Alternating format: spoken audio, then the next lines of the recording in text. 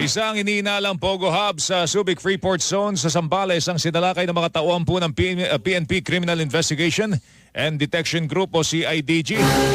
Ano ba itong mga Pogo na ito? Hindi maubos-ubos. 18 Chinese po nasagip sa operasyon batay po sa ulat na natanggap naman ni CIDG Director Police Major General Leo Francisco. Naaresto naman ang dalawang suspect na sina alias Baugo at alias Hai na sangkot po sa human trafficking activities. Nakumpiska rin ang 18 desktop computers, mga cellphone, iba't ibang dokumento, mga bank cards, ID, pasaporte, safety vault at iba pa.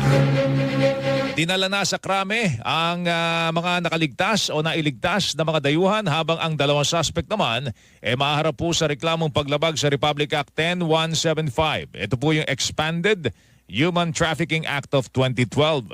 Kumukuha kami ng mga impormasyon, bine-verify namin ang kanilang mga